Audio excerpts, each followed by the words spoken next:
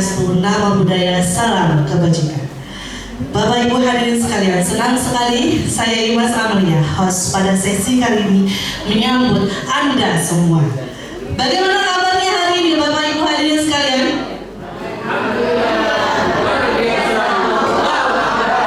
Alhamdulillah. Mari kita bersyukur di tengah segala aktivitas kita masih diberikan kesehatan, rezeki dan kesempatan-kesempatan baik untuk kita terus meningkatkan diri dan berproduktivitas. Sebelum saya mulai, kita beri tepuk tangan yang meriah kepada semua orang yang sudah hadir pada hari ini. Acara hari ini adalah salah satu rangkaian kegiatan pelatihan pembelajaran mendalam bagi guru SMK penerima dana Boskin di SMK Pusat Belajar SMK Negeri 1 Kedaung. Sebuah kegiatan yang memiliki tujuan meningkatkan kompetensi guru dalam mengimplementasikan pendekatan pembelajaran mendalam yang berkesadaran, bermakna, dan menggembirakan untuk meningkatkan kualitas pendidikan. Pelatihan ini bertujuan untuk membekali para pendidik dengan keterampilan merancang dan memfasilitasi pembelajaran yang holistik yang mencakup aspek kognitif, emosional, dan sosial peserta didik, serta mendorong kemampuan berpikir kritis, kolaboratif, dan pemecahan masalah. Permasalahan pendidikan yang saat ini kita ketahui bersama Bapak Ibu adalah merupakan masa depan yang sulit diprediksi, ya. Permasalahan mutu pendidikan yaitu literasi, numerasi, dan kemampuan high cognitive skill peserta didik Indonesia yang masih rendah. Ketimpangan mutu pendidikan, bonus demografi 2035 dan visi Indonesia Emas 2045. Pembelajaran mendalam hadir untuk mengatasi permasalahan tersebut. Bapak hadirin yang saya hormati, sebelum kita masuk ke acara perbincangan dengan narasumber yang luar biasa, kita akan saksikan bersama terkait profil dari para peserta sekaligus panitia pelatihan pembelajaran mendalam bagi guru SMK penerima dana Boskin di SMK Pusat Belajar PB SMK Negeri 1 Kedaung. Kepada Taman Duri, mangga silakan diputarkan videonya.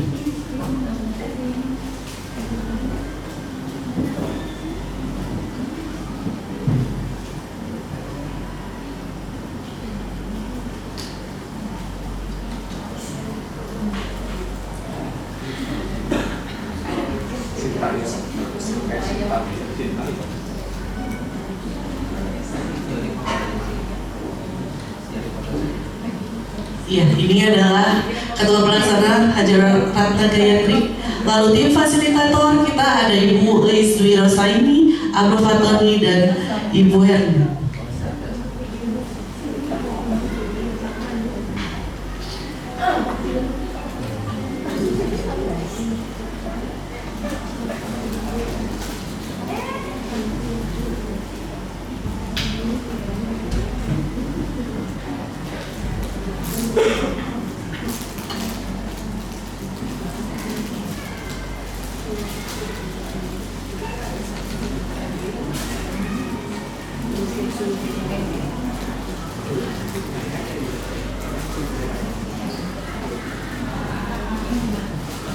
Baik Ibu, Bapak Ibu hadirin sekalian, kita dipertemukan selama pelatihan ini orang-orang yang luar biasa dari berbagai jenis mata pelajaran yang diampu, baik dari rumpun kejuruan, rumpun MIPA, dan rumpun bahasa.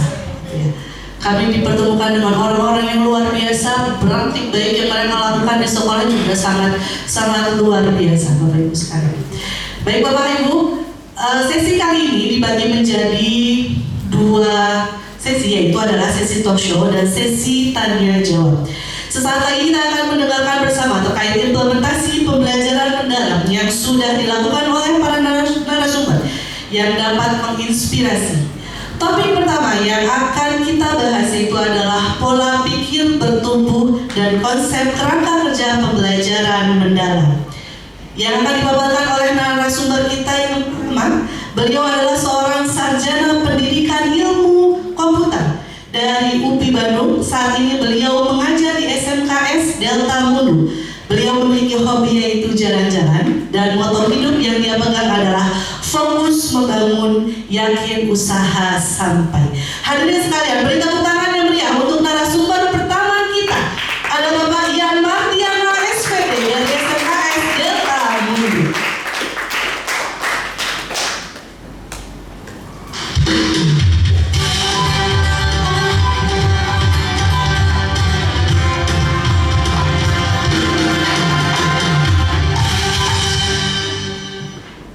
Selamat pagi Pak Ian Mardiana.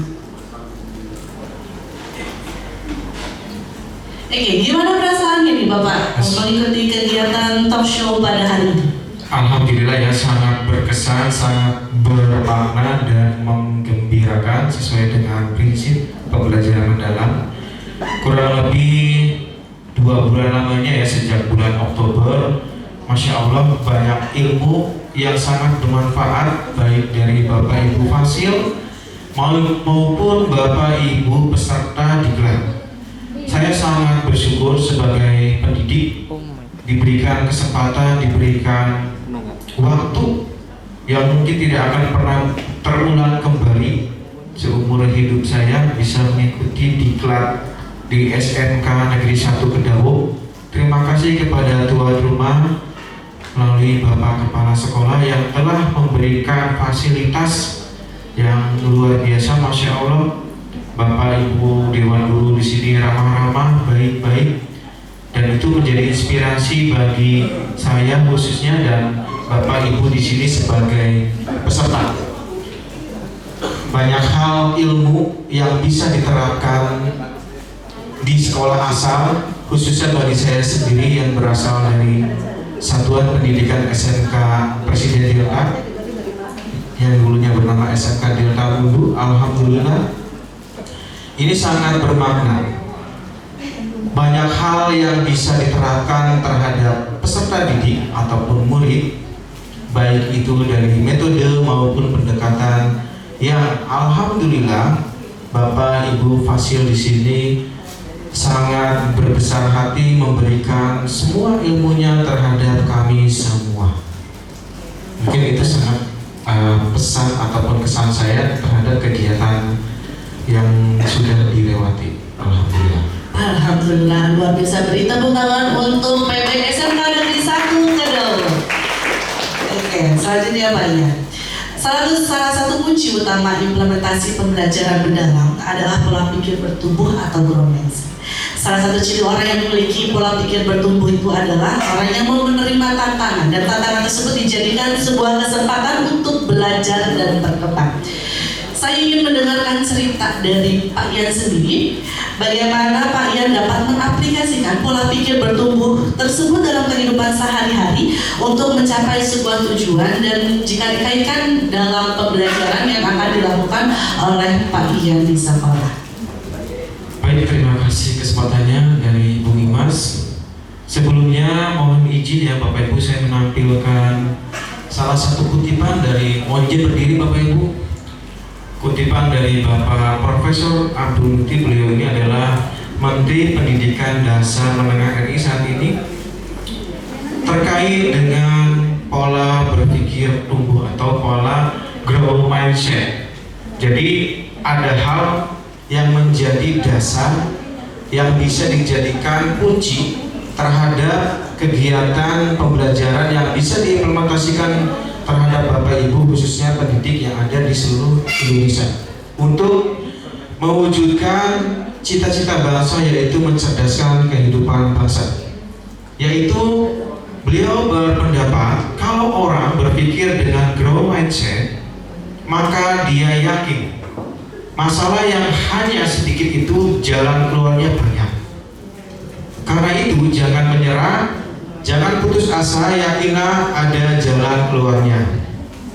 Nah, ini didasarkan atas bukan sebuah saja ya, tapi banyak riset.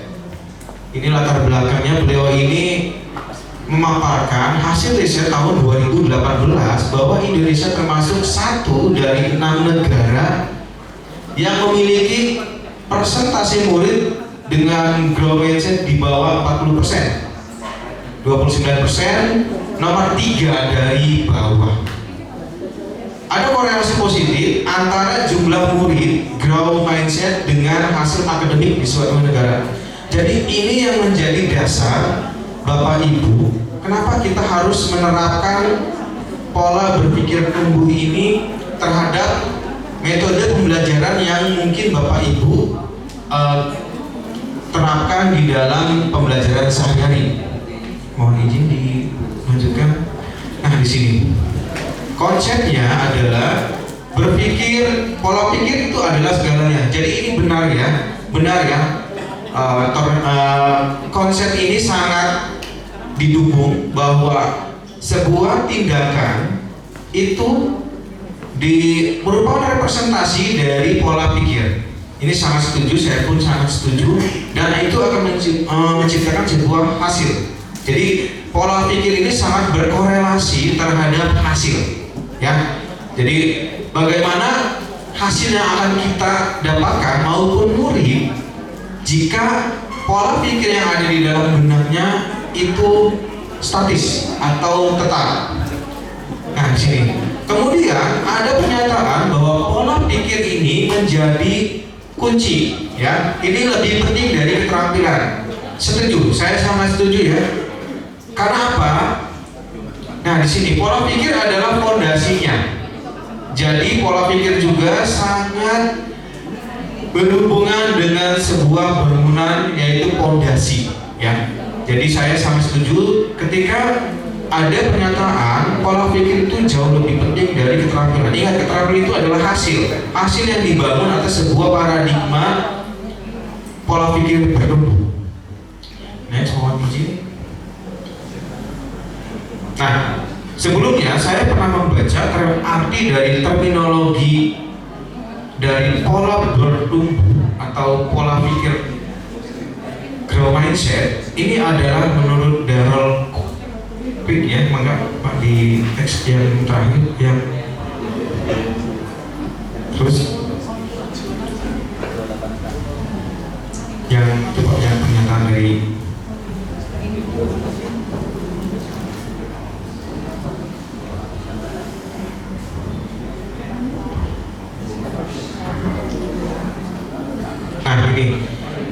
ini pernyataan dari Carol Dweck. Jadi melalui penelitian beliau ini peneliti ya, mengungkapkan bahwa pola pikir bertumbuh ini adalah sebuah keyakinan. Pasti ya Bapak Ibu, anak-anak kita, anak didik kita punya keyakinan dari dalam diri kita untuk melihat bahwa sebenarnya diri mereka ini punya kemampuan yang bisa ditumbuh kembangkan jauh lebih baik dengan dua jalan.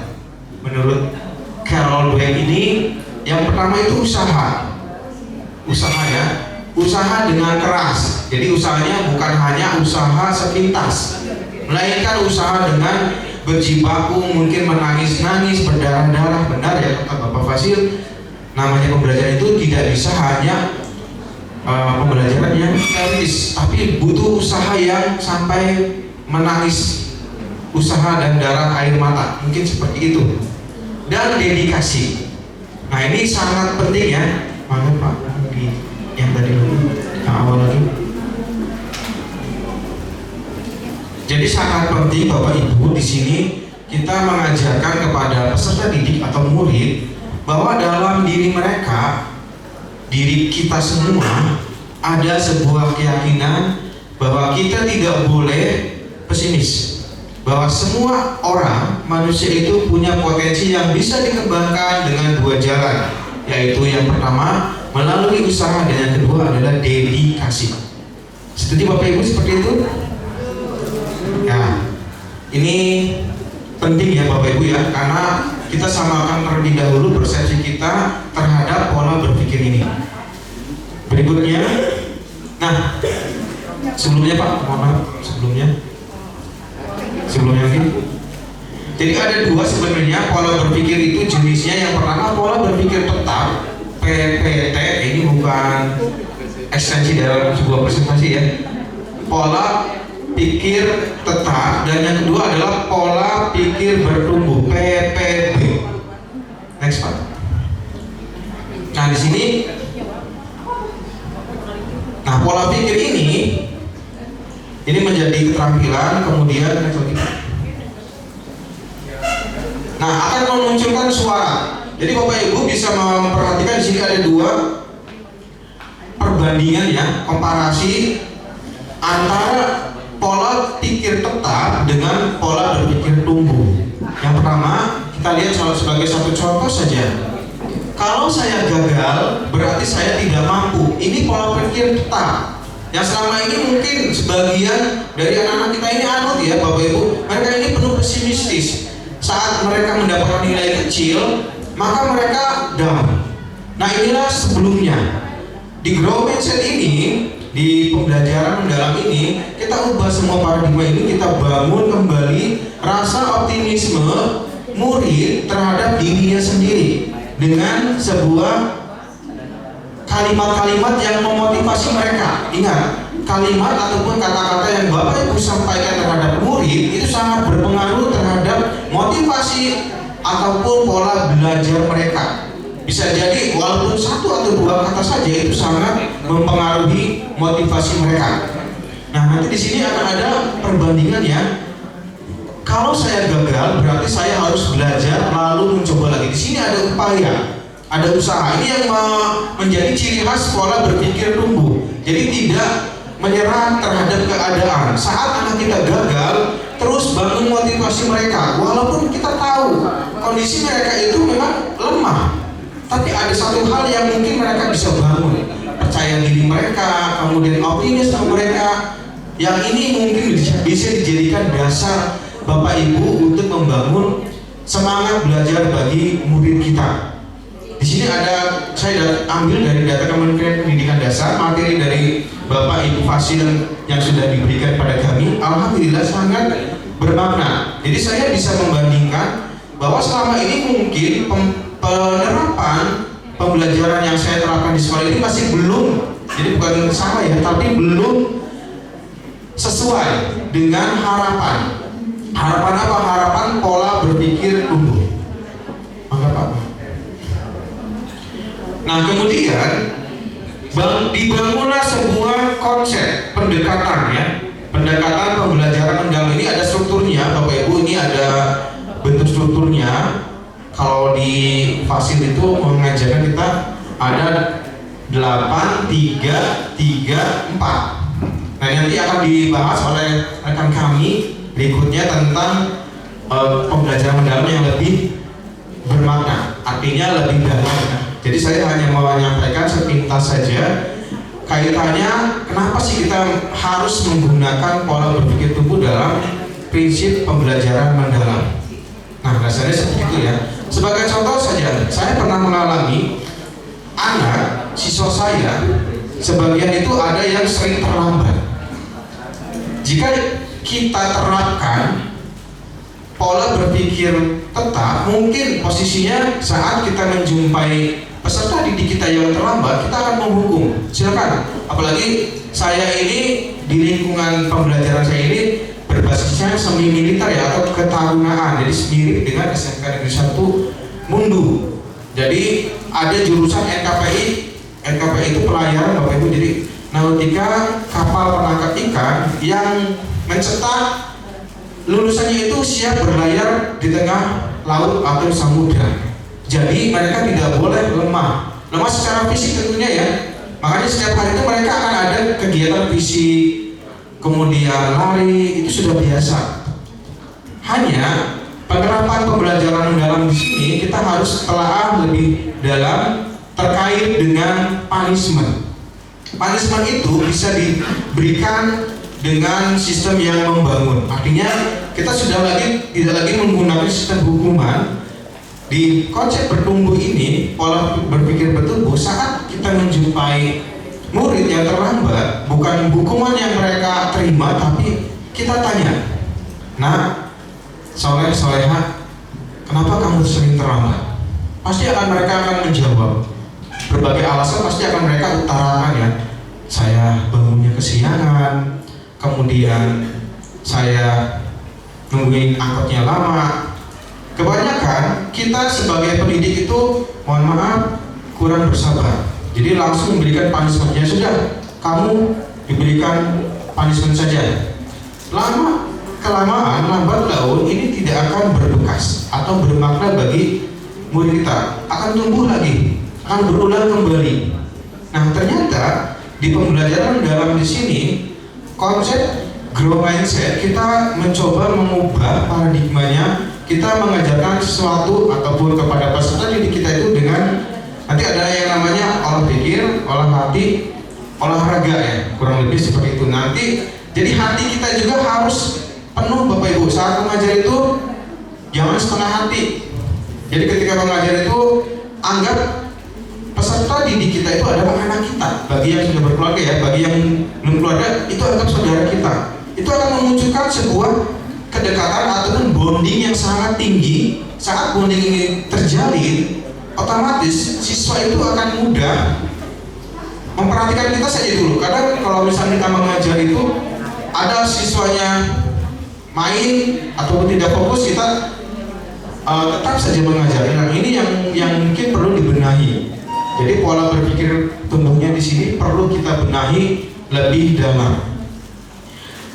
Nah, satu opsi pilihan saat kita menjumpai kasus siswa yang terlambat, sebaiknya kita menggunakan metode solutif. Jadi kita cari solusinya bersama. Nah, solusi apa atau apa yang bisa Bapak bantu supaya kamu tidak terlambat? Nah, nanti siswa itu kan pasti akan berargumen. Oh Pak, saya itu sebenarnya untuk datang ke sini saja saya butuh waktu yang sangat lama. Tinggal saya itu di Losari, angkotnya lama. Nah, berarti kamu bangunnya jam berapa nak? Bangunnya jam 5.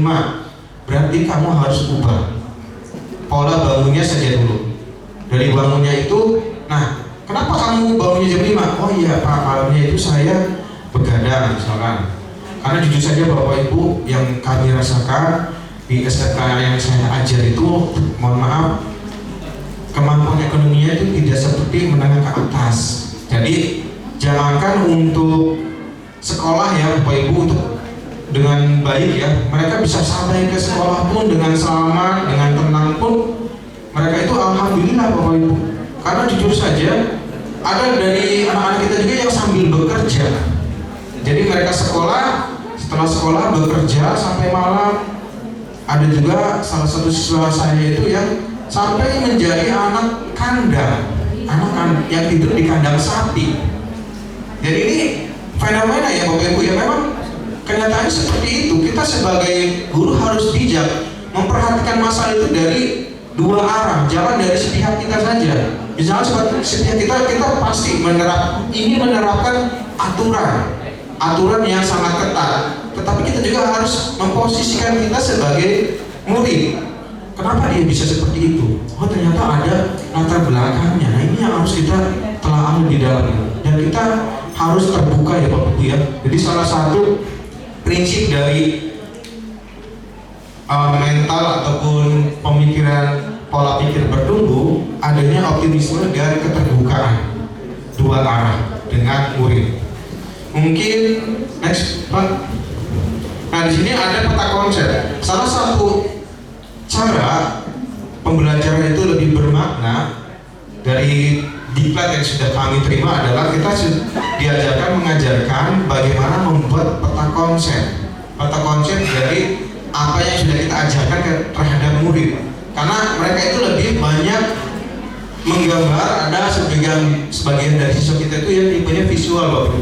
Ini salah satu cara bagaimana kita bisa mengimplementasikan dari materi-materi Bapak Ibu tersampaikan terhadap murid, yaitu dengan ajarkan mereka membuat peta konsep ya. Nah, ini prinsipnya seperti ini, deep learning. Jadi kita tetapkan di tengah. Next, di sampingnya itu adalah komponen-komponennya dari prinsipnya olah pikir, olah hati, olah rasa, dan olah peraga. Ini mungkin sudah Bapak Ibu terima, dan ini insya Allah saya percaya Bapak Ibu di sini sudah jauh lebih paham terhadap hal ini, karena ini sudah sama-sama kita pelajari. Ini hanya mengulas saja. Next Pak. Sudah.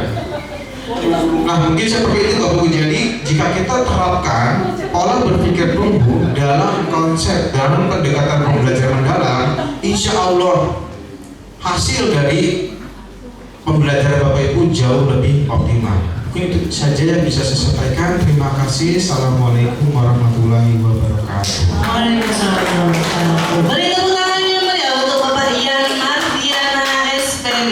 Luar biasa atas pemaparan pola pikir bertumbuhnya. Mungkin ada sedikit menyisakan pertanyaan ini Pak terkait pola pikir bertumbuh yang sudah Bapak sampaikan. Tadi juga ada cerita-cerita terkait kondisi nyata yang dihadapi di sekolah ya Pak Yan Mardiana ini.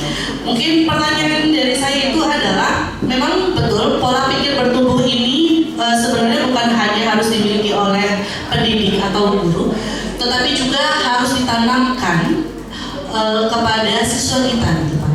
Yang saya ingin tanyakan itu adalah upaya apa yang sudah Pak Yan lakukan agar siswa dapat memiliki pola berpikir bertumbuh ini Pak. Baik, terima kasih pertanyaan dari Ibu Imas.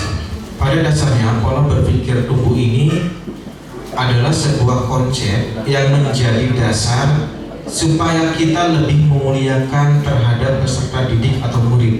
Ingat, pada pembelajaran mendalam, kunci utama dari keberhasilan pendidikan yang Bapak Ibu akan terapkan terhadap murid adalah bagaimana kita memuliakan murid, Bapak Ibu. Memuliakan itu bukan berarti mengagung-agungkan ya. Selama ini banyak hal yang mungkin perlu kita benahi. Di saya saja, misalkan di sekolah asal saya, selama ini yang saya perhatikan guru hanya mengajar dengan fokus terhadap pembelajaran terhadap guru saja, fokus terhadap guru. Jadi guru adalah satu-satunya sumber belajar. Nah ini mungkin perlu dibenahi atau diperbaiki dari konsep bertumbuh. Guru hanya sebagai fasilitator. Iya, karena apa? Untuk mendorong atau mengaktifasi potensi yang ada di peserta didik atau murid, maka guru harus lebih banyak memberikan kesempatan terhadap murid. Jadi ciri khas dari pembelajaran mendalam ini, konsep memuliakan murid dengan memberikan kesempatan yang lebih banyak terhadap murid untuk mengeksplor atau mencari jawaban terhadap permasalahan yang mereka hadapi. Sebagai contoh saja, saya mengajar IPAS. Alhamdulillah tahun ini saya diamani mengajar IPAS, walaupun basically saya juga informatika. Di IPAS itu akan sangat lekang atau sangat erat kaitannya dengan proyek-proyek di lingkungan. Contohnya saja, saya sudah menerapkan pembelajaran itu di bab pertama tentang ciri-ciri makhluk hidup dan lingkungan. Lingkungan di sini berdasarkan struktur dari demografi SMK yang saya ajar, itu dikelilingi dengan bentuk alam yang berbeda. Di depan kami itu, sekolah kami itu ada sungai.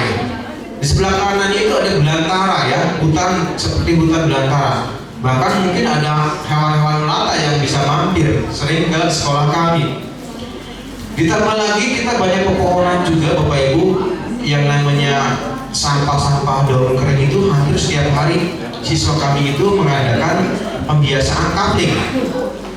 Nah, siswa saat pembelajaran IPAS, saya memberikan kesempatan terhadap murid, coba kalian telaah, perhatikan masalah yang ada di sekolah kita dari segi posisi saja dulu. Nah, kita sering menjumpai sampah ya. Nah, sering banyak menjumpai sampah. Sampah itu tipenya apa saja? Ada organik, ada non organik, ada B3.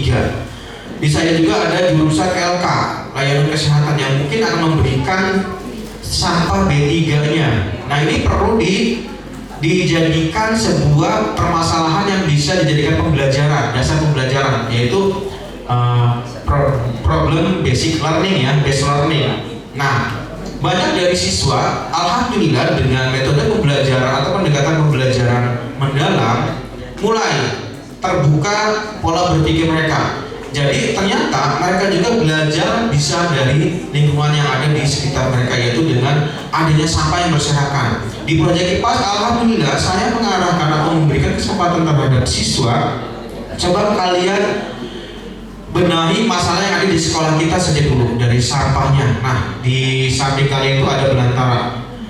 Iya, belantara ini banyak menghasilkan sampah organik yang dedaunan. Bagaimana solusinya nih? Nah, solusinya ini supaya tidak dibakar, karena dibakar ini akan memunculkan masalah baru ya Bapak Ibu, ataupun dibuang gitu saja. Kalau dibuang kan otomatis menumpuknya di TPS.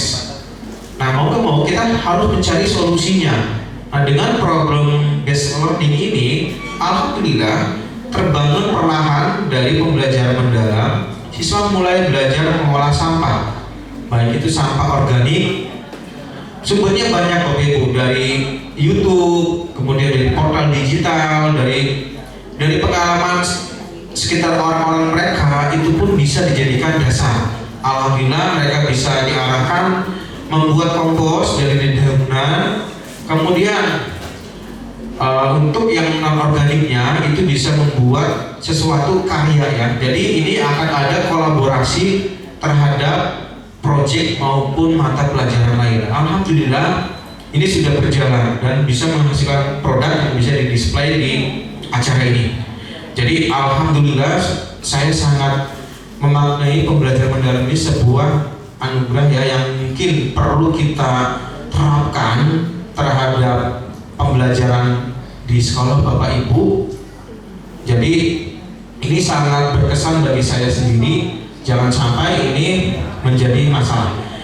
Alhamdulillah perlahan tapi pasti mulai dari kegiatan pengibasan yang sudah kami terapkan terhadap Dewan Guru pun perlahan juga dari mereka itu alhamdulillah bisa menerapkan apa yang sudah kami sampaikan. Mungkin itu pengalaman yang bisa saya sampaikan terhadap implementasi pembelajaran mendalam ini dikaitkan dengan grow mindset. Alhamdulillah banyak hal yang bisa bermanfaat bagi murid. Mungkin seperti itu, Bu. Oke, terima kasih. Beri tepuk tangan yang meriah untuk Pak Ian Mardiana atas pemaparan materinya, luar biasa sekali. Insight yang kita dapat dari Pak Ian hari ini itu luar biasa banyaknya ya, terkait pola pikir bertumbuhnya. Jadi yang diterapkan oleh Pak Ian, bagaimana peserta didik agar memiliki grow mindset itu adalah memberikan kesempatan, ya memberikan kesempatan anak untuk mengeksplor.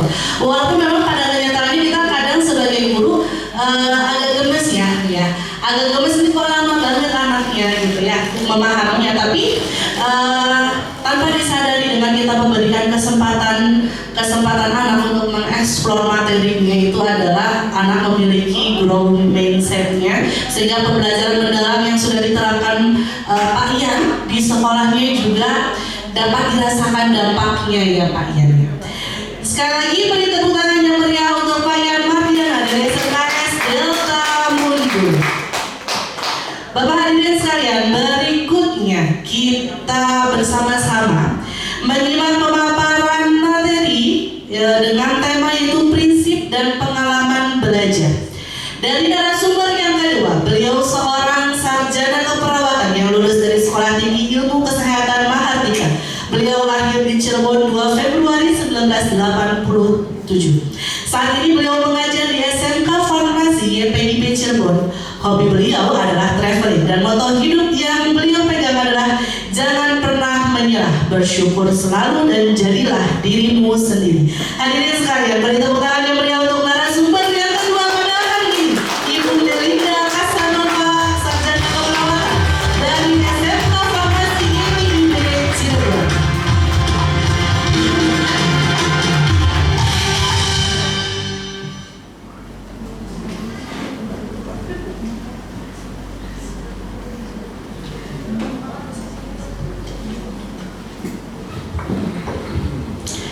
Selamat pagi Bu Melinda Casanova. Biasa dipanggil apa ini kalau di sekolah? Ibu Meli, ada Neng Meil, ada Bu, ada Ices, Wah, luar biasa Ibu Inces, kayaknya lebih enak ya disebut Ibu Inces. Oke, gimana perasaannya hari ini mengikuti talk show implementasi pembelajaran mendalam hari ini, Ibu? perasaannya alhamdulillah sangat senang sekali bisa berada di sini, sebuah rezeki dan anugerah karena di sini kita benar-benar mendapatkan ilmu yang baru yang dibimbing oleh pastor-pastor yang sangat-sangat hebat, dan kita bisa bertukar solusi terhadap masalah-masalah yang kita hadapi atau fenomena yang terjadi di sekolah. Oke, luar biasa loh. Oke, kalau boleh tahu nih di SMK Farmasi YPIB Cirebon, Ibu mengampu mapel apa Ibu? Baik, saya mengampu mata melakukan pelajaran keterampilan dasar tindakan keperawatan di kelas 11 dan kelas 12. Oke, terima kasih. Baik Ibu Melinda, saya ingin mendengar cerita atau praktik baik yang sudah Ibu lakukan terkait implementasi pembelajaran mendalam yang sudah Ibu Melinda lakukan di kelas ya. Ibu bisa dijelaskan kembali prinsip pembelajaran mendalam yang berkesadaran, bermakna dan menggembirakan seperti apa yang sudah Ibu implementasikan di sekolah. Boleh berbagi cerita dengan kami agar dapat menginspirasi barangkali kami yang masih suka susah menerima pembelajaran mendalam gitu Bu. Boleh dijelaskan Ibu?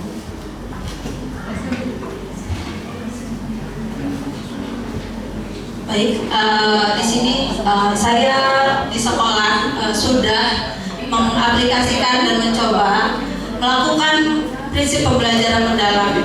Di sini fondasi utama dalam menciptakan suasana belajar yang holistik dan memanusiakan hubungan. Di sini maksudnya kita sebagai guru harus sudah bisa saling menghargai dan menghormati kepada murid. Kita harus sudah ada rasa sayang dan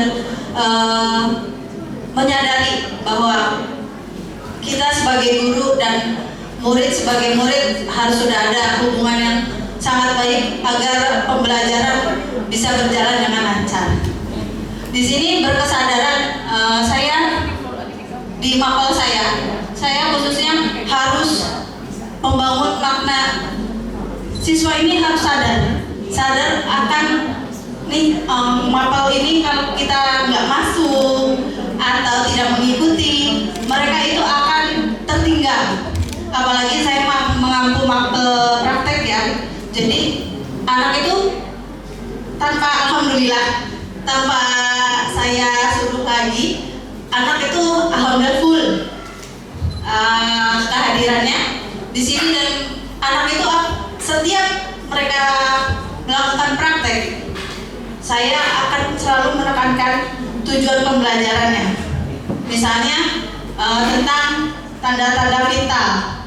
Tanda-tanda vital itu pentingnya untuk apa sih kalian belajar? Tanda-tanda vital itu kan kalau untuk ini di tujuan pembelajaran itu untuk menilai status kesehatan pasien. Jadi mereka harus tahu dulu tujuan pembelajaran atau materi, pentingnya materi yang akan diajarkan, dan mampu meregulasi diri. Di sini meregulasi diri yaitu kemampuan mengelola emosi dan fokus. Sebagai guru kita juga harus menciptakan lingkungan belajar bagaimana agar anak itu fokus pada materi kita yang diberikan.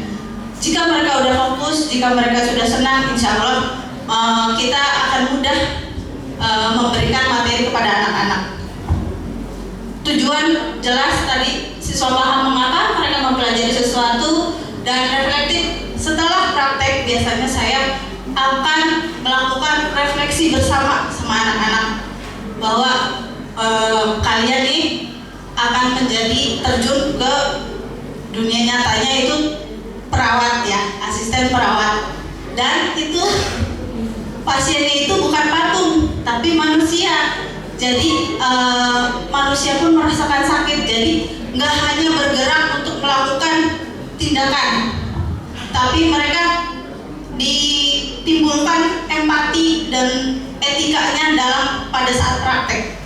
Jadi mereka sudah ada berkesadaran, jadi sudah lancar jika nanti pada aplikasi pada pasien yang ada di klinik atau di rumah sakit pada saat mereka PKL atau pengabdian masyarakat. Dan bermakna. Kalau bermakna di sini ketika siswa dapat menghubungkan konsep akademik dengan masalah nyata di lingkungan mereka. Pembelajaran tidak terjadi di ruang, melainkan berakar pada konteks sosial, budaya, dan lingkungan tempat siswa tumbuh.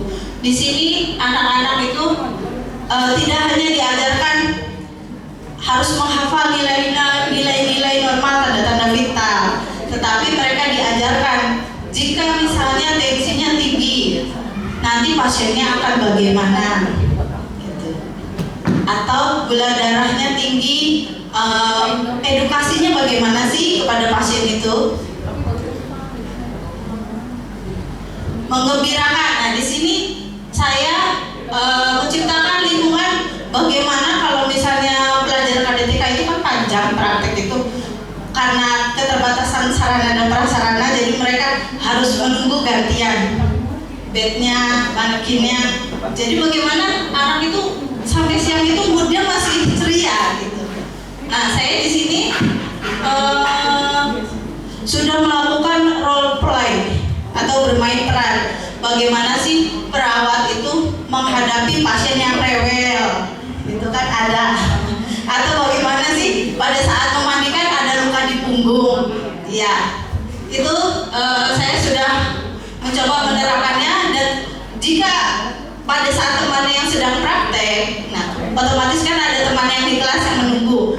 Nah, saya itu setelah melakukan pembelajaran mendalam, saya membuat tugas, tidak hanya mereka tugas menulis, tapi game edukasi saya berikan. Jadi mereka pas pada saat masuk lab itu mereka masih senang, nggak ada yang murung gitu. Ya, luar biasa.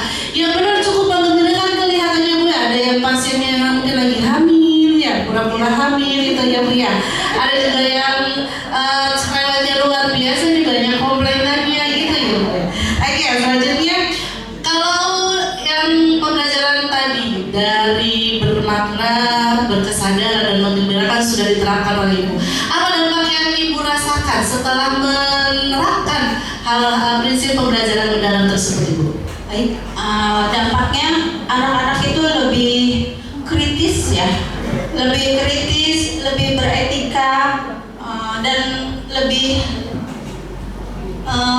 paham akan makna materi yang sudah diajarkan.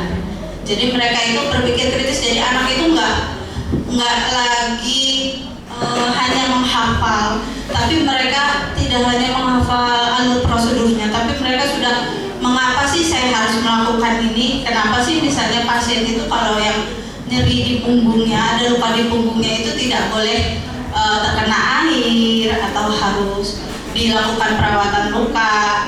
Nanti kenapa kalau perawatan lukanya itu nggak bagus, nggak baik atau kurang baik, itu akan menimbulkan infeksi gitu, apalagi pada pasien yang diabetes mellitus gitu. Ya betul, karena memang materi yang Ibu ajarkan langsung berkaitan dengan nyawa pasien, jadi tidak boleh bermain-main gitu ya Bu ya. Jadi benar-benar penerapan kontekstualnya itu harus benar-benar kuat gitu Ibu ya. Lalu dalam mengimplementasikan prinsip pembelajaran mendalam tadi, apakah ada kendala atau hambatan yang Ibu rasakan ketika mengimplementasikannya gitu Bu di sekolah? Ya, hambatannya selain sarana dan prasarana tadi, ada anak-anak yang biasa disuapin atau yang biasa hanya menerima dan menghafal. Saat mereka diberikan studi kasus untuk itu, mereka sedikit kesulitan. Tapi dengan saya memberikan sekarang aplikasi nyata studi kasus yang ada di masyarakat atau penyakit-penyakit yang biasa yang biasa diderita atau yang dialami pasien, yang pada misalnya saat ini nih sedang DBD nih, bagaimana cara kalian sebagai tenaga kesehatan, calon tenaga kesehatan, asisten perawat, ada dampaknya kalian di lingkungan kalian. Jadi mereka itu biasanya mengedukasi, saya kasih tugas mengedukasi tempat-tempat yang memang rawan DBD gitu. Jadi mereka yang melakukan kebersihan gitu, melakukan edukasi dengan penyampaian pada masyarakat sekitar gitu. Nah, luar biasa sekali lagi, tepuk tangan untuk Ibu Melinda Kasanova atas pemaparan materinya yang luar biasa. Praktik baik yang Ibu duduk lagi. Praktik baik yang sudah Ibu Melinda lakukan juga sangat mendalam sekali ya. Kalau bahasa Jawa ini menjeruk ya, jeruk pisan gitu ya. Luar biasa. Lalu mungkin ada beberapa lagi pertanyaan yang ingin saya tanyakan terkait tentang pembelajaran mendalam Ibu. Kalau kita kaitkan di pembelajaran mendalam itu kan ada 3 pengalaman belajar ya Ibu.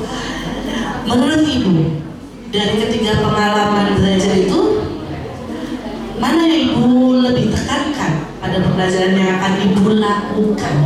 Boleh dijelaskan Ibu terkait dengan tiga pengalaman belajar yang ingin Ibu tekankan dalam pembelajaran yang akan Ibu lakukan?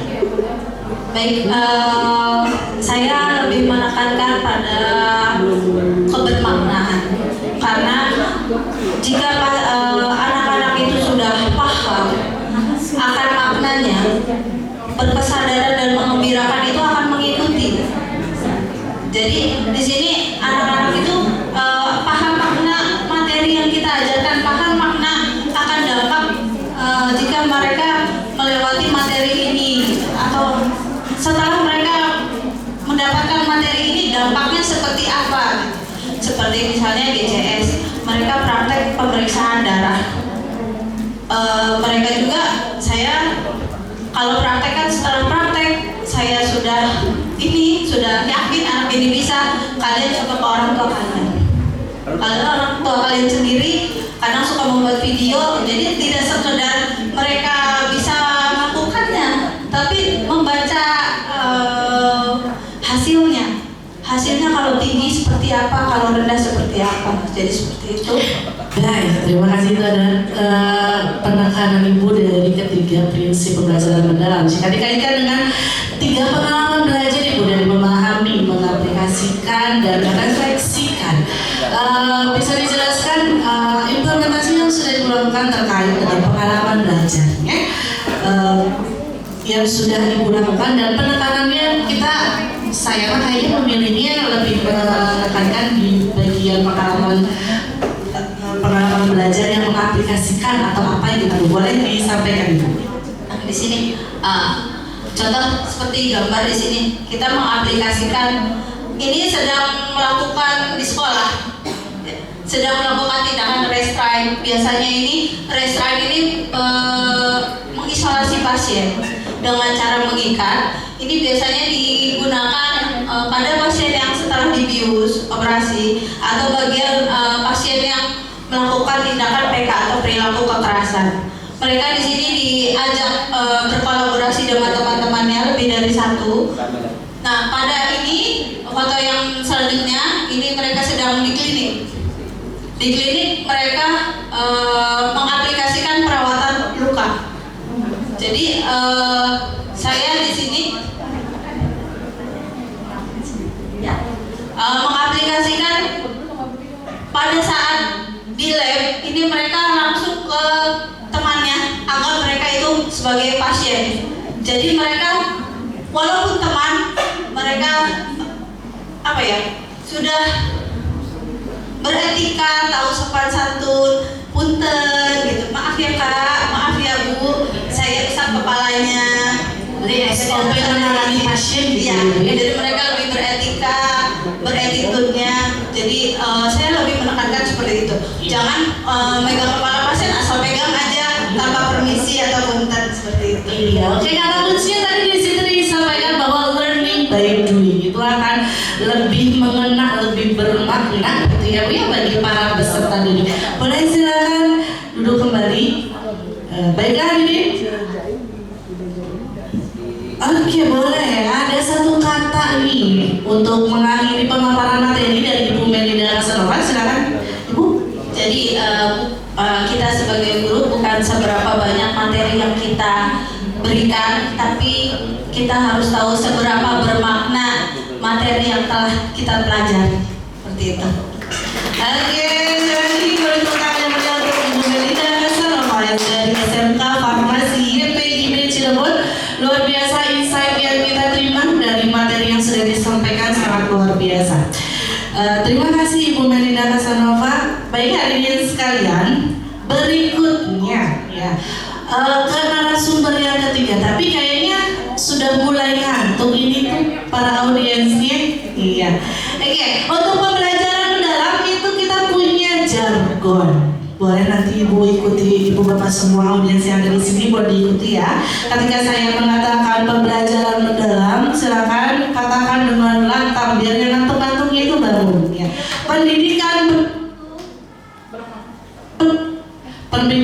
Pembelajaran mendalam, pendidikan bermutu semua. Oke, siap? Oke, pembelajaran mendalam. Tepuk tangan untuk kita semua. Baiklah, selanjutnya kita akan bersama-sama menyimak pemaparan materi yang ketiga dengan tema perencanaan pembelajaran dan implementasi serta refleksi pembelajaran. Dari narasumber kita, beliau seorang magister pendidikan yang lulus dari STAI BBC. Beliau saat ini mengajar di SMK Farmasi YPIB Cirebon. Terima kasih Bapak atas kehadirannya. Beliau lahir di Cirebon 28 November 1991. Beliau memiliki hobi yaitu traveling. Dan moto hidup yang dipegang adalah, ini motonya agak ke Inggris-Inggrisan, mohon maaf kalau saya salah sebut ya. Everything will be easy if you think easy. Oke, hadirin sekalian siapkan fokus semuanya. Kita sambut narasumber yang ketiga, Bapak Adi Miskadi Akbari dari SMK Farmasi YPIB Cirebon.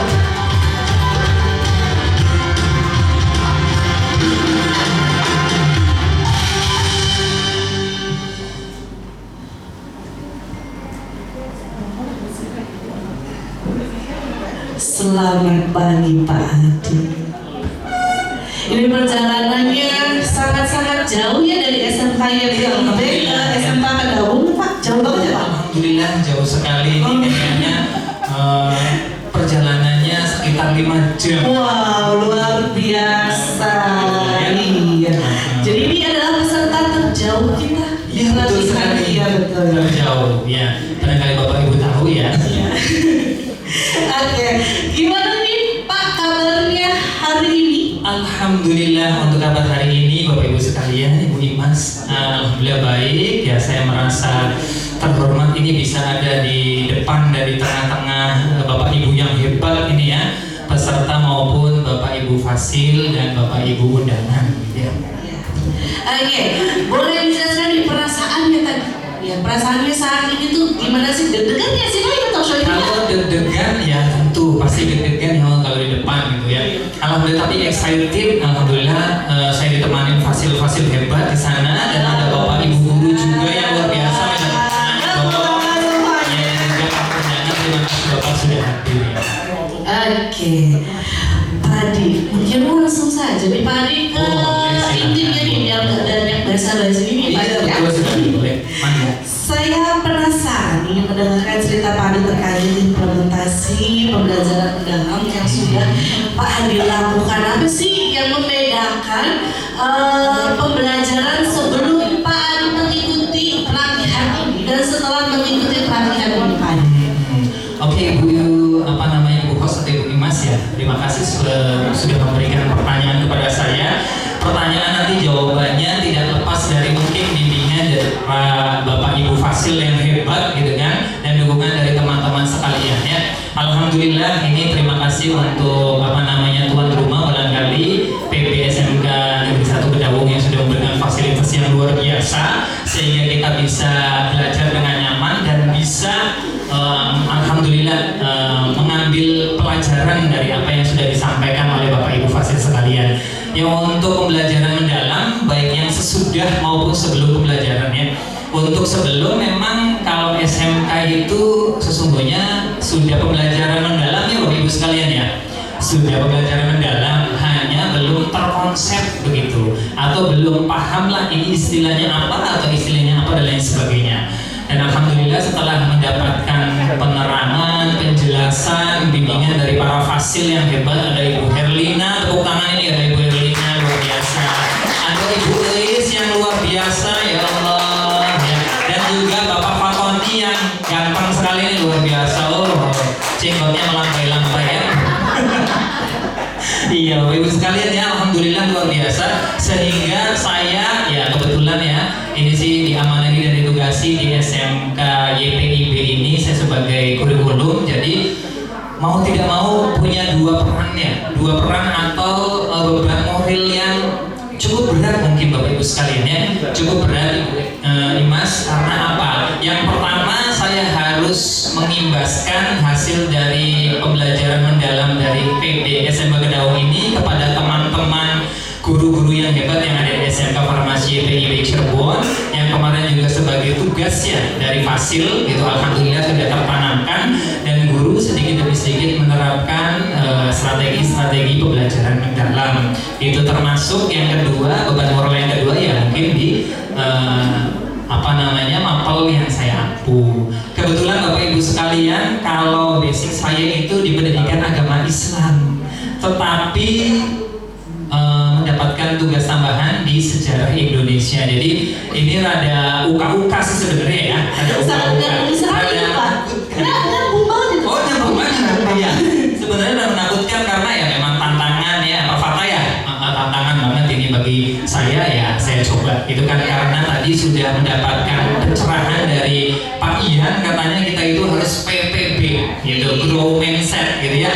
Apapun yang kita lakukan selagi itu merupakan kesempatan yang baik, kesempatan yang bagus ya kita kerjakan. Yang tadi kemarin Ibu Herlina itu sampaikan bahwasanya semua guru itu bisa kok ngajar gitu kan, seperti itu. Tidak kemudian menuntut harus dari lulusan pendidikan gitu, tidak. Tapi semuanya bisa dipelajari. Yang penting kitanya mau atau tidak, seperti itu. Dan alhamdulillah diterapkan yang tadinya sejarah Indonesia itu mata pelajaran yang kebetulan mungkin banyak cerita mungkin Bapak Ibu sekalian ya. Iya, banyak cerita, berasa didongeng, akhirnya ngantuk gitu kan. Ngantuk kayak Ibu Lina itu tadi ngantuk. Oh gitu, Bu Lina mana Bu Lina? Ngantuk gitu. Bawaan DPR ya. Oh iya betul. Alhamdulillah. Boleh ketawa dulu. Ya, jadi diterapkan di situ akhirnya boring untuk sejarah Indonesia. Oleh karena itu adanya pendekatan pembelajaran mendalam ini membuat saya mempunyai inspirasi atau teknik-teknik pembelajaran yang memang harus diterapkan di siswa agar siswa itu minat untuk belajarnya tinggi, terutama di sejarah. Salah satunya adalah teknik atau metode contextual teaching learning. Ya, jadi contextual teaching learning ini siswa dikaitkan dengan kehidupan nyata di sekeliling kita ya Bapak Ibu sekaliannya. Sejarah itu apa itu manfaat sejarah, kenapa kita harus paham mengenai sejarah, bahkan juga kita dikenalkan mengenai peradaban dahulu atau sejarah dahulu, terutama di Cirebon dulu ya. Kita pernah berkunjung di salah satu cagar budayanya Cirebon sendiri. Bapak Ibu ada yang mau cagar budaya Cirebon ini ada di mana saja ya? Dan Bapak Ibu ada yang tahu barangkali kalau bisa jawab dapat apa Pak? Iya, kalau bisa jawab dapat piring cantik. Iya, dapat piring cantik katanya. Cagar budaya di Cirebon ada di mana katanya Bapak Ibu? Iya, ayo. Ayo, ada yang bisa jawab? Iya, itu katanya kata Ibu narasumbernya di Kasepuhan ya. Keraton Kasepuhan, Keraton Kanoman, Keraton Kacerbonan, mereka juga banyak anak-anak sekarang yang tadi disampaikan oleh Bapak ini ya, kepala sekolah ya, bahwasanya sekarang tuh generasinya generasi Z, ya, generasi yang rapuh katanya. Jadi ya kalau kita tidak kenalkan, mereka tidak akan kenal. Sehingga tadi mereka kenal, menganalisis, kemudian menghubungkan dengan teori sejarah. Sehingga ya tadi timbul inovasi, timbul kreativitas dari anak, dan antusias dari anak ingin tahu gitu. Jadi seperti itu. Oke, berarti implementasi pembelajaran mendalam yang sudah Pak Adi lakukan itu adalah dengan menggunakan metode contextual learning. Anak diajak untuk belajar secara langsung, melihat secara langsung kondisi ya terkait dengan sejarah yang ada di Cirebon. Terima kasih Pak Adi, jawaban luar biasa. Baik, pertanyaan selanjutnya mungkin ini Pak Adi. Sebelum mengimplementasikan pembelajaran mendalam, kita secara guru itu adalah melakukan perencanaan terlebih dahulu sebelum diterapkan ya. Kita lakukan perencanaan pembelajaran mendalamnya dulu. Saya ingin mendengar perencanaan pembelajaran mendalam seperti apa yang sudah Pak Adi lakukan. Gitu, silakan jelas. Ya baik, terima kasih untuk pertanyaannya Ibu Mas Ibu Host ya. Alhamdulillah untuk perencanaan pembelajaran mungkin tidak lepas dari yang disampaikan tadi ya sama Bapak Kepala Sekolah, bahwasanya jangan lupakan 8334 atau sebaliknya nggak tahu ya. Oke. 8334. Salah satunya adalah tadi kerangka pembelajaran Bapak Ibu sekalian. Jadi yang namanya guru itu kalau tanpa planning, tanpa adanya rencana pembelajaran, ya tidak ada pembatasan ya dalam pencapaian pembelajaran itu seperti apa dan bagaimana, sehingga capaian pembelajaran mungkin akhirnya kabur tujuan pembelajarannya. Tapi dengan kemudian adanya perencanaan pembelajaran, kita lebih fokus salah satunya tujuan pembelajaran, capaian pembelajaran seperti apa dan bagaimana, sehingga di akhir kita bisa melakukan asesmen atau refleksi seperti itu ya.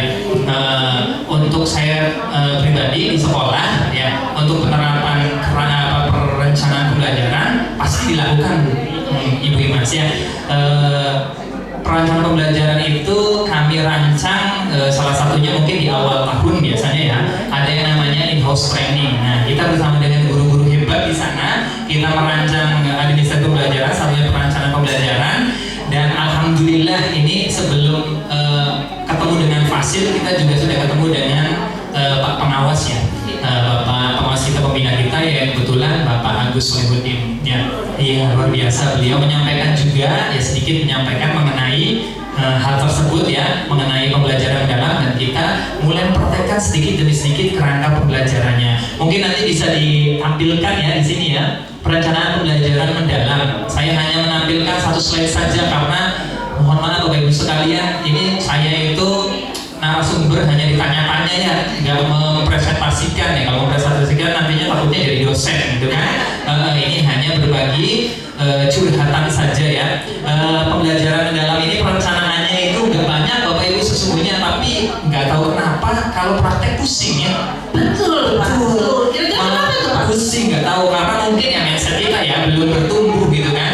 Yang seperti Pak Ian bilang, harus bertumbuh, harus kemudian mencuri start, harus kemudian ya kita mau mencoba gitu kan, seperti itu. Kayaknya bagi saya sendiri banyakkan malasnya, Pak. Karena itu itulah kemudian membuat kita itu kemudian, padahal pas dilihat-lihat ya Bapak Ibu sekalian, perencanaan pembelajaran itu cuma ada 4 kok, nggak banyak ya. Ya Bu ya, Bu Anissa, nggak banyak ya. Cuma ada 4. Yang pertama itu identifikasi. Jadi identifikasi itu di dalamnya ada 3 Bapak Ibu sekalian ternyata. Yang pertama adalah mengidentifikasi kemampuan murid dahulu. Jadi murid dikasih tahu ya, nanti nyambungnya ke Pak Fatah nih nanti ya, narasumber berikutnya ya, mengenai apa sih kemajemukan intelijen siswa gitu kan.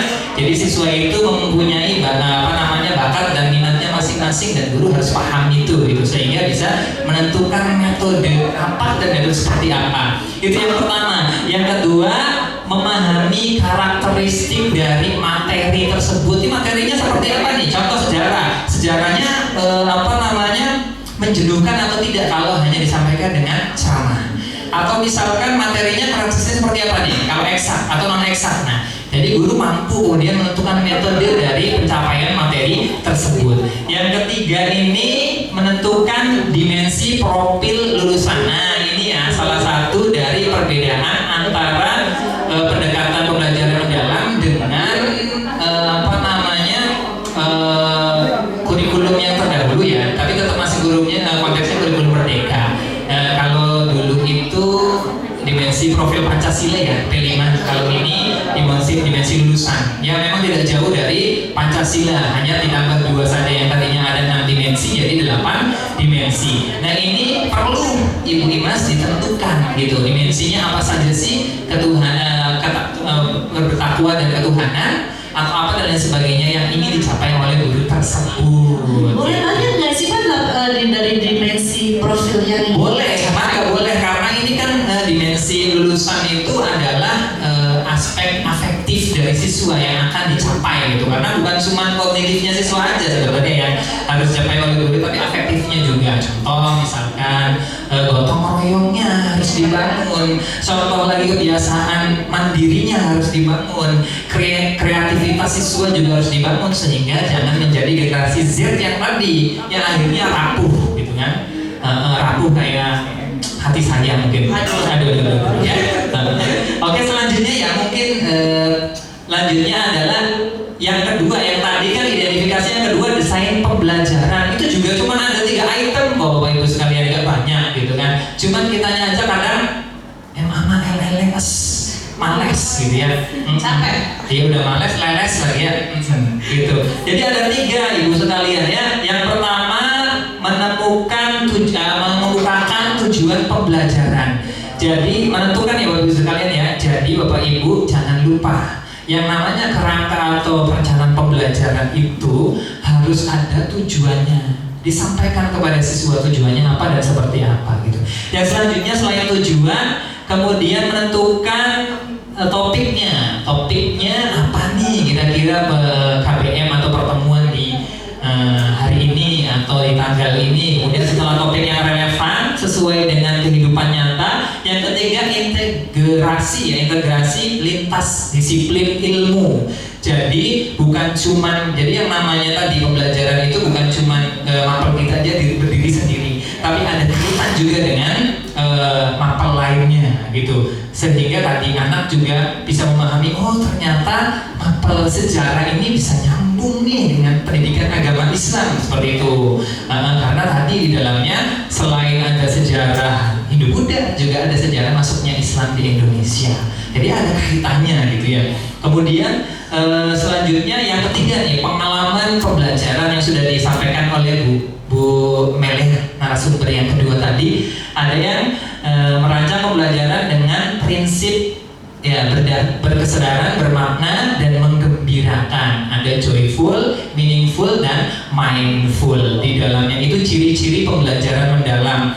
Ya, kalau kemudian kita rancang seperti itu, salah satunya ada lintas mapel, lintas disiplin ilmu, sehingga anak tuh punya tadi kesadaran yang penuh bahwasanya saya itu belajar sejarah itu tujuannya untuk apa sih gitu kan? Atau sekedar ngapalin saja tokoh-tokoh, ngapalin tanggal-tanggal saja, atau ada tujuan lain untuk kehidupan saya. Salah satunya contoh anak misalkan meneladani sosok-sosok para pahlawan yang telah mempertahankan kemerdekaan. Paham mengenai pahlawan-pahlawan itu ada pembagiannya, ada pahlawan perlawanan penjajahan kolonial, kemudian ada pahlawan pergerakan nasional dan macam sebagainya. Sehingga anak paham, oh ternyata di generasi Z yang rapuh ini dulu orang-orang dahulu dengan media, kemudian fasilitas yang terbatas, mereka masih tetap bisa berjuang,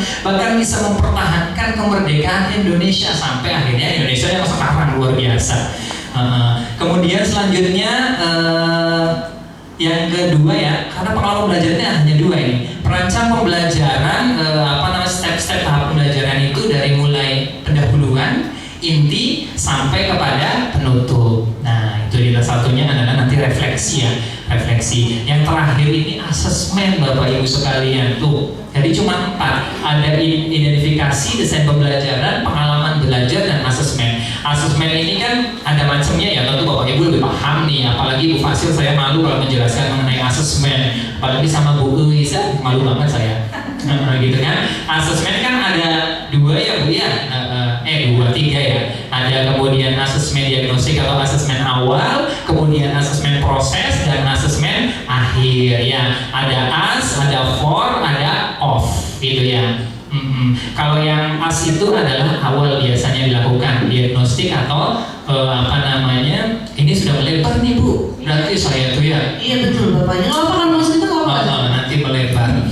Jadi kalau asal itu sebagai proses pembelajaran di sini berarti anak digali dulu pengalaman mengenai materi-materi yang akan dipelajari di hari itu untuk learning, assessment of learning ya. Kemudian assessment for learning, artinya assessment ini diperuntukkan untuk perbaikan proses pembelajaran. Jadi setelah belajar itu dilakukan, siswa kemudian dikasih asesmen atau penilaian, baik itu penilaiannya secara langsung atau tidak langsung, melalui kuis, melalui pertanyaan dan lain sebagainya. Itu mengukur gitu kan, mengukur apa? Mengukur kemampuan siswa setelah diberikan pembelajaran, apakah ada perubahan atau tidak, baik itu pengetahuan maupun sikapnya gitu. Iya, yang terakhir nih Bu, Apa tuh? sabar ya, sabar dulu kalau sama saya sabar, jangan nggak sabar.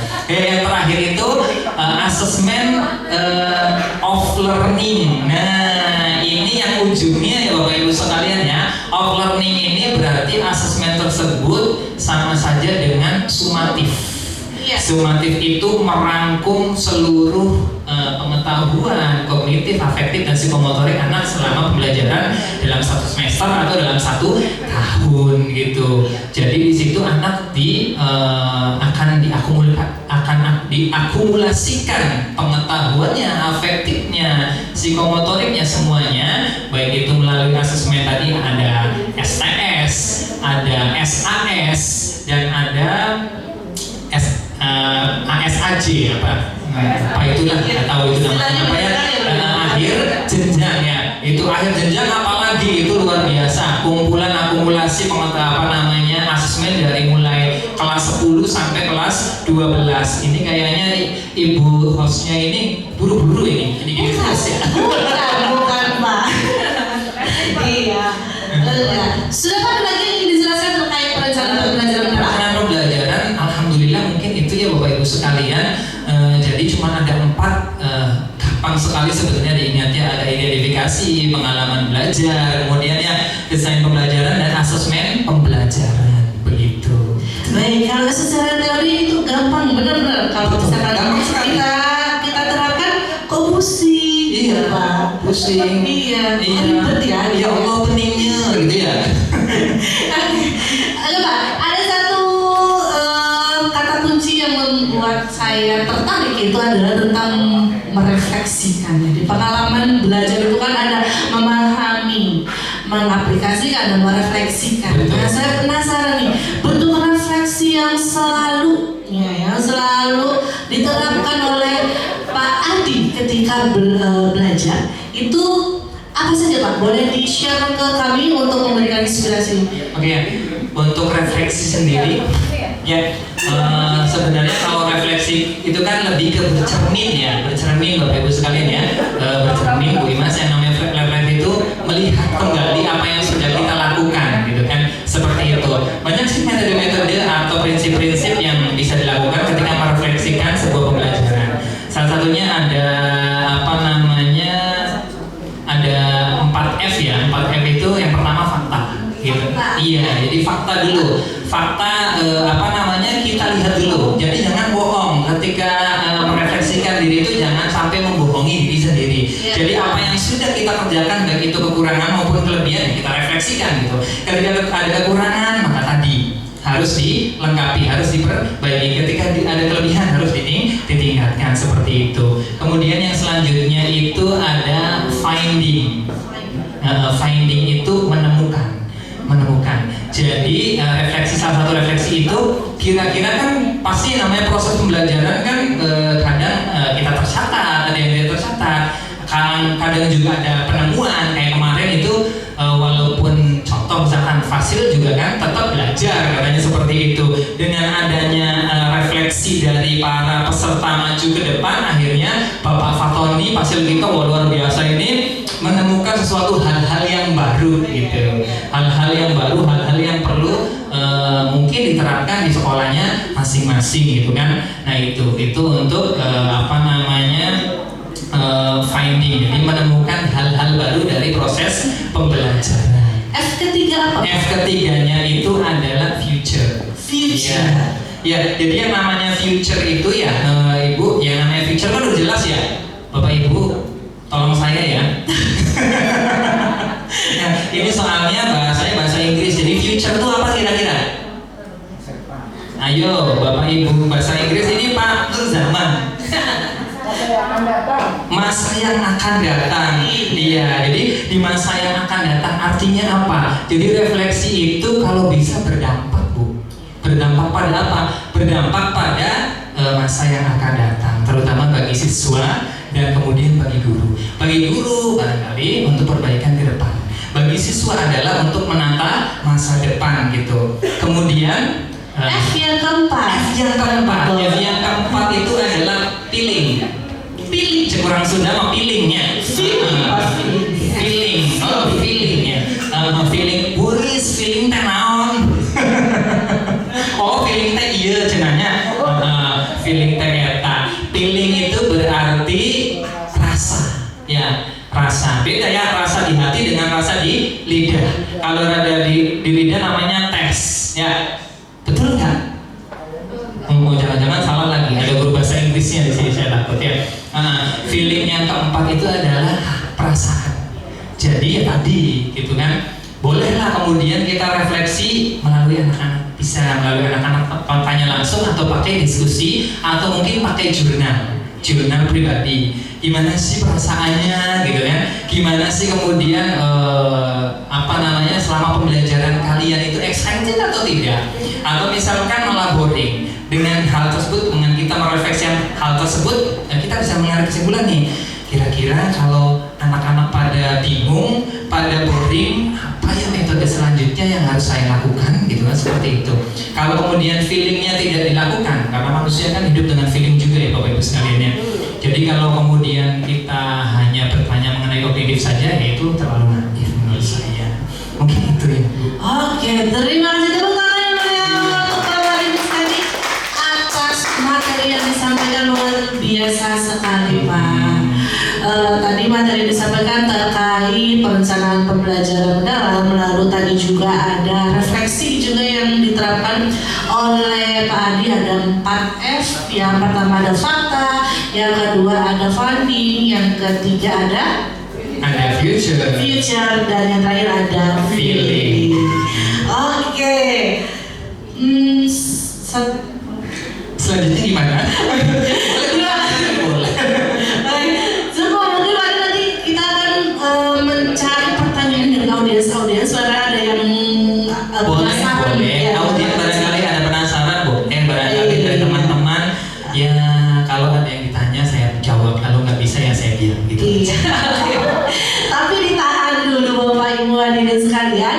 Masih ada satu tema lagi yang akan kita bahas, yaitu terkait inquiry kolaboratif dan assessment pembelajaran mendalam. Ini temanya agak cukup berat. Semoga masih bisa kita simak dengan antusias ya Bapak Ibu sekalian.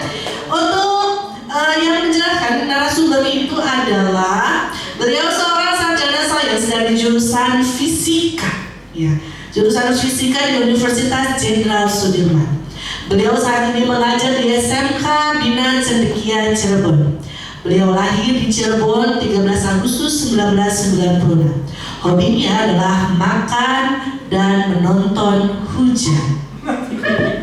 Iya, kayaknya lebih tepatnya makan mie itu. Iya betul. Makan mie sambil nonton hujan, itu mantap sekali itu ya. Dan moto yang dipegang adalah logika dan logistik harus seimbang. Hadirin sekalian, siapa fokus sebagian dari kita sambut narasumber yang keempat yang luar biasa, Bapak Maulana Fatahila SSI dari SMK Bina Cendekia Cirebon.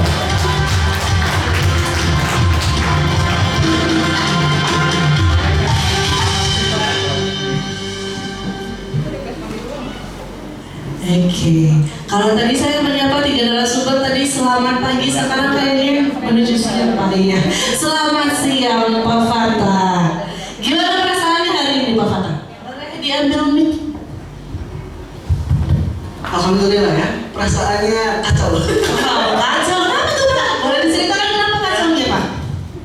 Semuanya lagi bentrok ya. Oh, semuanya lagi bentrok. Jadi dia tadinya numpuk semua teman-teman. Iya. Tapi yang penting sih bisa semuanya dijalankan. Oh, iya, dan untuk Maulana Fatah. Oke, mungkin langsung saja ini materi yang terakhir ya Pak. Materi yang terakhir dan cukup berat.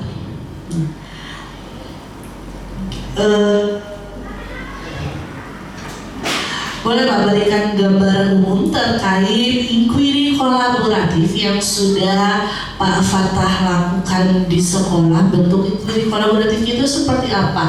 Di latar belakangi mengapa menggunakan atau inquiry kolaborasi ini bisa terjadi, ya mungkin dari latar belakang dan bagaimana melakukan inquiry kolaborasinya tersendiri, boleh disampaikan Pak Fatah? Boleh sambil berdiri ya Pak ya? Mangga. Oke, di sini. Ya, kalau saya nggak bakal jelasin materinya, kayaknya materinya udah pada paham lah. Tapi lebih ke praktek di sekolah saya. Nah, jadi ini langkahnya yang dilakukan di sekolah saya, yaitu di SMK Bina Cendekia. Dan alhamdulillah terbukti, dalam arti kita punya 6 jurusan, kemarin yang LKS 5-nya juara 1 semua 3 kabupaten. Dari 6. Ada pertanyaan sebenarnya? Ternyata kalau guru-gurunya saling bekerja sama, hasilnya kelihatan jelas. Ya, gitu. Jadi kunci utamanya di guru-gurunya dulu. Nah, langkahnya yang dilakukan apa? Yang pertama itu dari kurikulum dulu. Kurikulum akan menjelaskan visi-misi semuanya dulu, lewat bisa di HT ataupun yang lainnya. Nanti bisa lewat kurikulum atau lewat kepala sekolah. Jadi visi-misinya kita samakan dulu, semua guru kita samakan. Setelah samakan visi-misinya, nanti akan dilanjut yang kedua lewat prodi. Di prodi, tiap prodi akan ditentukan dulu tujuannya mau apa capaian lulusannya. Nah, setelah capaian lulusannya sudah ada, nah habis itu kita bagi tugas. Dan kalau di SMKBC, walaupun belum merata semua jurusan, tapi sebagian besar sudah, kita menggunakan satu pelajaran produktif. Maksudnya gimana? Jadi satu pelajaran produktif itu anak tuh belajar cuma satu pelajaran aja. Contohnya gini, kelas 10 nih, kelas 10 ada pelajaran dasar-dasar perawatan. Kalau di sekolah lain kan dipecah, dasar-dasar perawatan ada banyak. Nah, kalau di sekolah saya enggak, pelajarannya tetap satu. Anak akan belajar satu materi terus sampai selesai, nggak belajar materi lain. Setelah selesainya baru gurunya yang diganti, tukeran. Gurunya yang ngajar materi selanjutnya. Jadi anak seolah-olah satu minggu dia atau satu minggu atau 2 minggu hanya belajar satu materi aja. Jadi beban anak nggak berat. Nah, ternyata ini malah lebih efektif. Materinya malah lebih banyak yang bisa tersampaikan. Dan anak lebih fokus karena dia cuma belajar satu aja. Kayak gitu. Yang tadi kalau di beberapa sekolah dipecah-pecah, sebenarnya yang tadi ada 21 sampai 24 jam. Ya kalau di saya tetap satu pelajaran. Ketemunya itu aja gurunya. Sampai 2 minggu ataupun 3 minggu. Sampai satu materinya selesai. Jadi anak difokuskan satu materi selesai baru lanjut materi selanjutnya. Kayak gitu.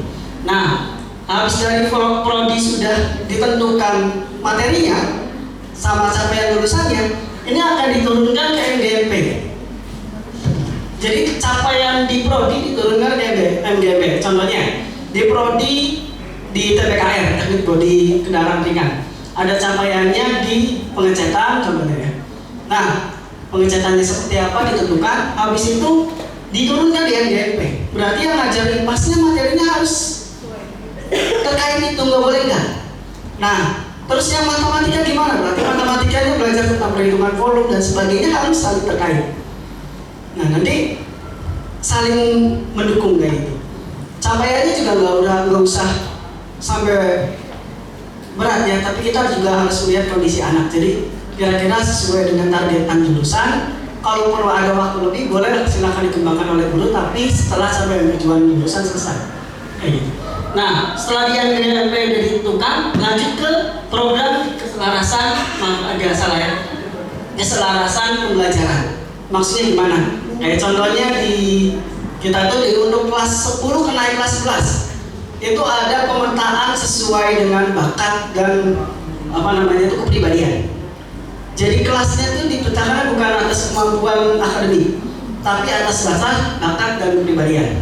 Jadi contohnya nanti kelas RPL 1 nominal awal rata-rata bakatnya A, kepribadiannya A contohnya. Nah, ini akan disampaikan ke guru-guru untuk mengajarnya.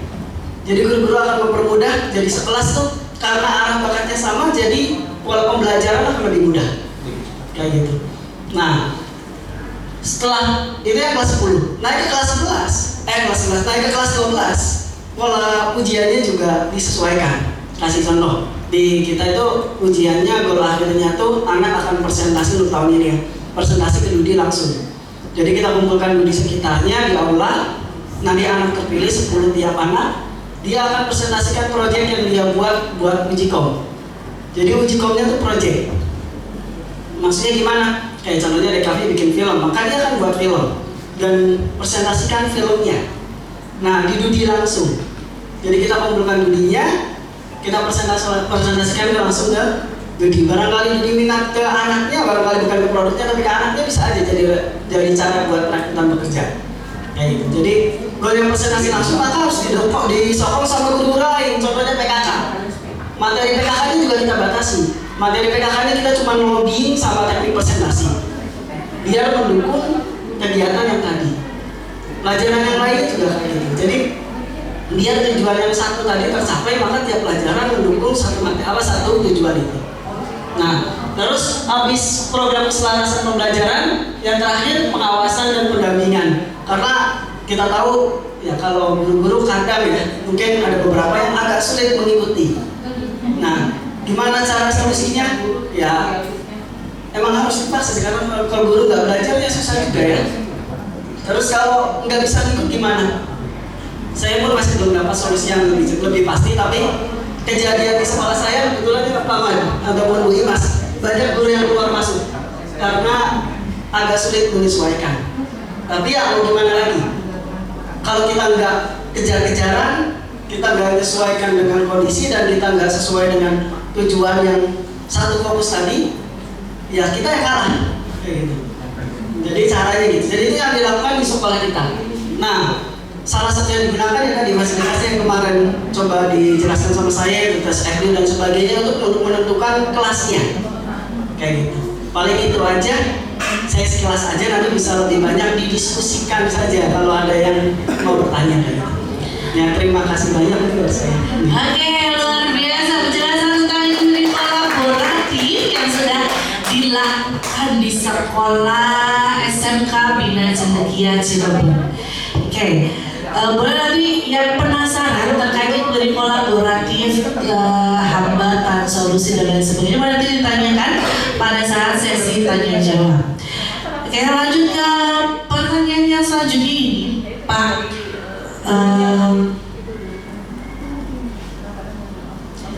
Tadi kita sudah mencoba ya, menerapkan berbagai macam metode atau strategi dalam pembelajaran, tapi tetap menemukan bahwa pemahaman siswa kita itu masih cukup rendah. Banyak siswanya kita itu masih segimanapun kita sudah mencobanya, pemahaman mereka itu masih susah gitu Pak. Nah, mohon tanggapan dari Bapak dan solusi. Kenapa sih hal tersebut bisa terjadi, dan apakah hal tersebut itu pure salah dari gurunya atau ada faktor lain yang mengakibatkan kondisi tersebut itu terjadi? Mangga silakan. Betul ditampilin yang di grup PB itu yang di grup PB yang saya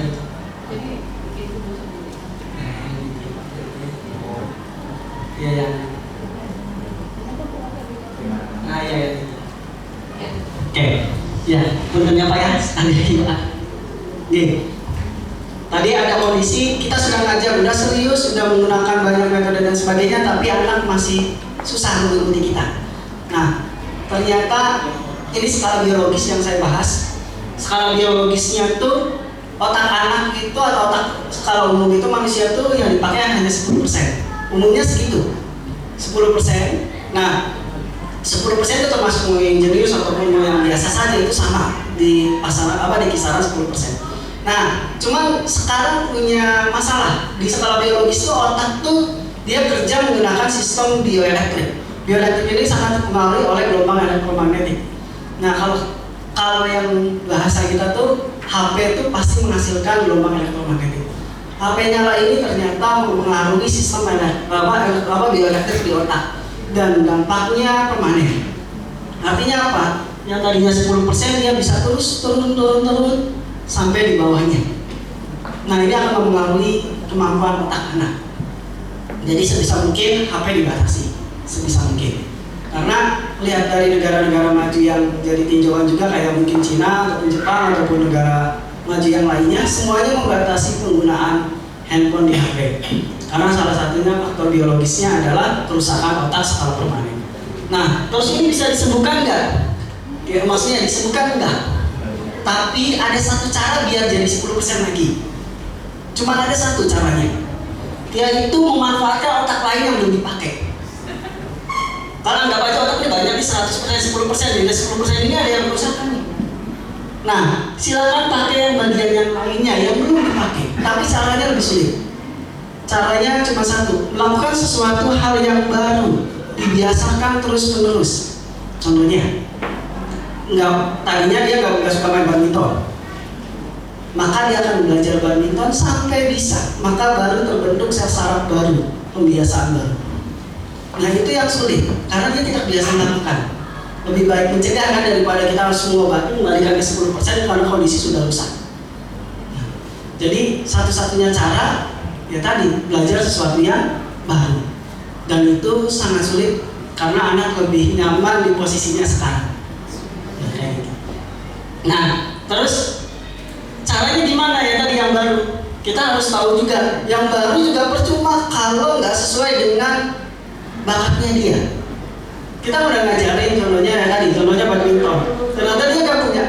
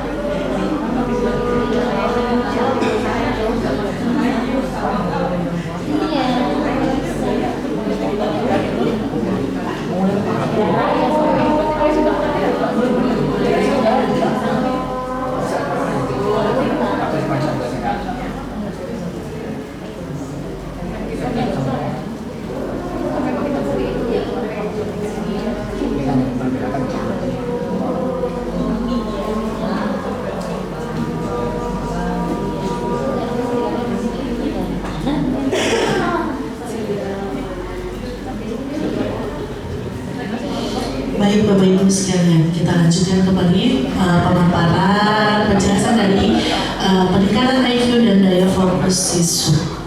Mendapat. Mungkin sekilas saja ya, kita lanjutkan terakhirnya. Kayak tadi kan saya bilang kerusakan ada yang dari HP ya, yang kerusakan otak karena radiasi dari gelombang elektromagnetik di HP itu sifatnya permanen. Nah ternyata di luar itu ada lagi tambahan yang membuat rusak otak atau disebut sebagai brain drain, yaitu menonton video pendek. Drama cinta berarti bisa. Ya, ciri-ciri video pendek itu waktunya kurang dari 5 menit. Jadi film-film yang kurang dari 5 menit itu ternyata akan merusak otak, namanya brain drain. Iya. Ya. Jadi, oke, kenapa perusakannya itu kalau istilah di brain drain itu dia akan pendek akal istilahnya. Pendek akal bagaimana? Baru sedikit dapat pelajaran merasa sudah puas. Ya, mudah cepat bosan. Nah, yang lebih parah cepat di satu. Kalau dia udah biasa pendek-pendek terus kan itu, pola pikirnya juga akan mengikuti. Dan yang lebih parah yang tadi, dia akan menggunakan akan mengalami dehidrasi lebih di otak kalau lebih dari 5 menit. Makanya kan ciri-cirinya baru belajar setengah jam atau kurang udah pada tidur atau ngantuk. Itu dampak dari brain drain. Jadi anak yang sering nonton TikTok ataupun apa yang pendek-pendek baru berapa detik atau berapa menit langsung skip lagi kayak gitu. Nah itu ternyata dampaknya ke arah sana. Gitu. Paling itu aja dari saya, terima kasih. Oke, luar biasa ilmu baru yang kita dapatkan dari Kak Marta. Oke, mungkin selanjutnya kita masuk ke sesi tanya jawab saja karena teman-teman kita, audiens kita kayaknya banyak sekali yang ingin ditanyakan kepada empat narasumber kita ini. Kita buat termin ya. Termin yang pertama, saya pengen ada 2 penanya. Maka dipersilakan bagi audiens yang ingin bertanya. Boleh tunjuk siapa saja yang ingin mau menjawabnya gitu ya. Boleh Pak, mangga.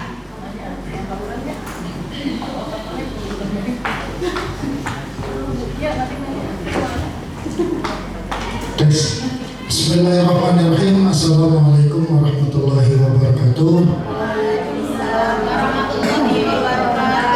Terima kasih atas waktu yang diberikan. Perkenalkan, saya Khairul Zaman SPDI dari SMK Lemah Abang, SMK Abdi Karya Lemah Abang, dan dari rumpun pembelajaran mendalam rumpun IPS dan bahasa. Pertanyaannya sederhana dalam hal persepsi ya. Ini akan mungkin lebih mengenalnya ke Pak Adi, tapi mungkin bagi narasumber yang lain juga akan sama boleh menanggapi ya. Sederhananya, pertanyaannya sederhana, apakah persepsi itu harus dilakukan atau bisa dikondisionalkan? Masalahnya dari bab 1 ke bab yang lain, ada yang mungkin bisa kita kaitkan. Contoh ya, bab 1 wudu, terus yang keduanya sholat atau haji umroh. Itu kan sangat berkaitan tuh. Batal haji, batal umroh sebab dia tidak punya wudu. Nah, sementara mungkin diketemu bab yang lain, terutama PAI misalkan, yang satunya berwudu, satu laginya zakat, kan itu nggak ketemu gitu.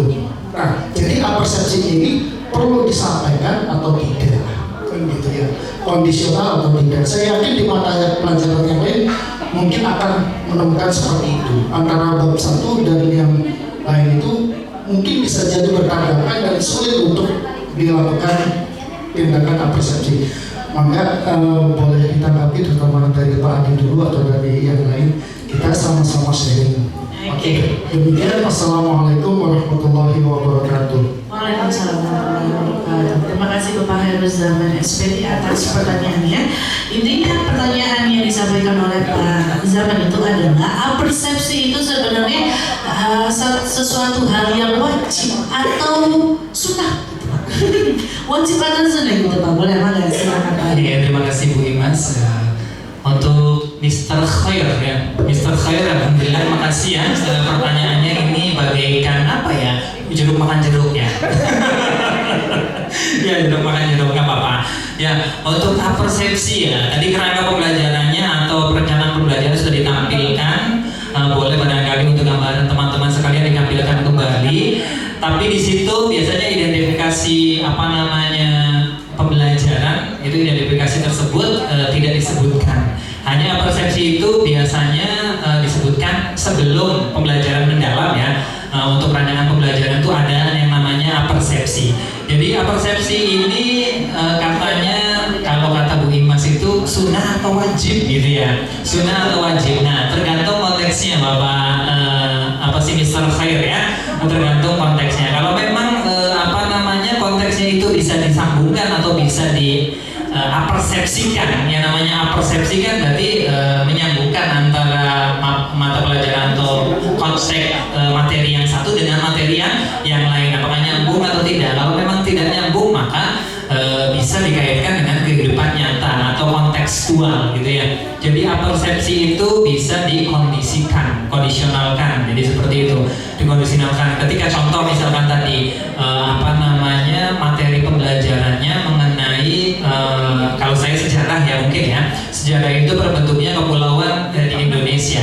Kaitannya dengan manusia purba atau keberadaan manusia purba. Itu bisa tidak dikaitkan? Bisa sekali, sangat bisa. Maka bisa melakukan contoh pembelajaran tentang manusia purba. Maka bisa dikaitkan dengan ruang dan waktu. Ruang dan waktu adalah salah satunya yaitu terbentuknya kepulauan-kepulauan di Indonesia. Dari mulai zaman Azoikum, kemudian Paleozoikum, Noezoikum sampai Mesozoikum. Di situ kan terkait satu sama lain. Maka bisa tuh akhirnya anak tuh runtut sistematik antara ruang atau waktu yang satu dengan waktu yang lainnya, sehingga ternyata nyambungnya sejarah itu mulai dari terbentuknya kepulauan Indonesia sampai kemudian adanya manusia pertama. Ini konsepnya adalah konsep sains ya, bukan konsep agama. Kalau konsep agama nanti Nabi Adam. Makanya kalau saya bilang kamu mau pilih yang konsep sains sama konsep agama gitu. Kalau konsep sains, manusia itu awalnya dari manusia purba, bukan dari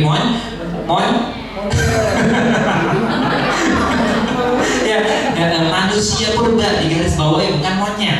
Anak kan lebih mindsetnya monyet gitu kan. Padahal itu bukan monyet, manusia purba, hanya evolusi saja gitu kan. Seperti itu, jadi nyambung. Setelah itu baru kemudian kedatangan nenek moyang bangsa Indonesia.